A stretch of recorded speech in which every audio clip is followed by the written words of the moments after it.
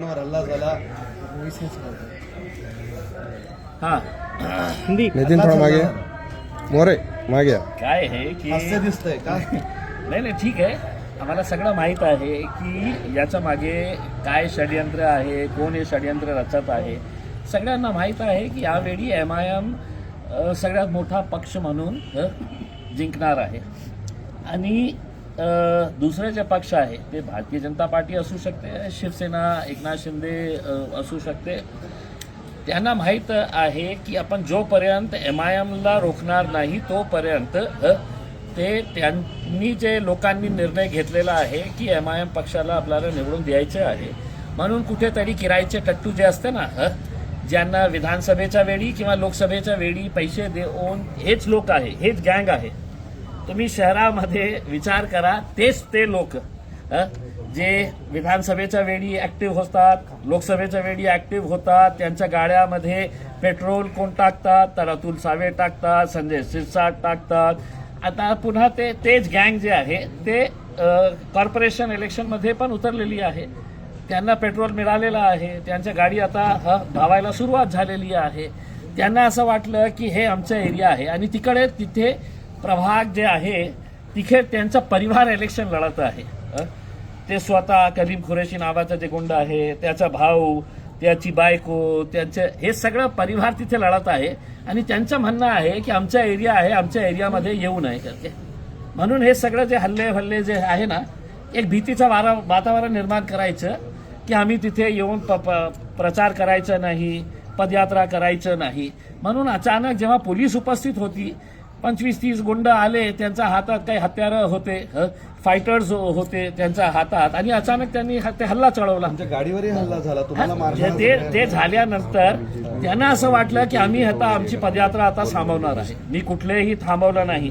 मी पूर्ण पदयात्रा जे एंड पर्यंत होती तिथपर्यंत गेलो. मी ते पदयात्रा पूर्ण केली आणि त्याच्यानंतर आमची दुसरी पदयात्रा होती, त्या एरियामध्ये सुद्धा मी जाऊन पदयात्रा सुरू केली. पदयात्रा एंड होईपर्यंत मी तिथे होतो आणि मी पोलिसांना स्पष्टपणे सांगितलं, हे गुंडगिरी असा वातावरणामध्ये इलेक्शन लढायचं असेल आणि तुम्ही या गुंडांवर कारवाई करणार नसेल तर तुम्ही सांगून द्या आम्हाला, आमची तशीही तयारी आहे. हे गुंड लोक कशा प्रकारे गाडीवर हल्ला चढवत होते आणि त्यांचं प्राईम टार्गेट कोण होता तर मी होतं. माझ्यासोबत जे लोक होते त्यांना काही मार लागलेला आहे, आम्ही त्यांना मेडिकलमध्ये पाठवलेलं आहे.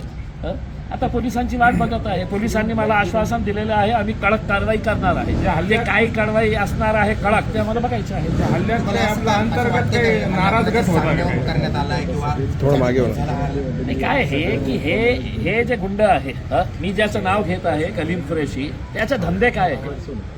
त्याचे धंदे गुटखेचा कारोबार करणारा, बायोडिझेलचा 2 नंबरचा धंदा करणारा, आणि जे शाळकरी मुलांना राशन मिळतं खिचडीचा, ते राशन ते उचलून गुजरातला, अहमदाबादला पाठवतो.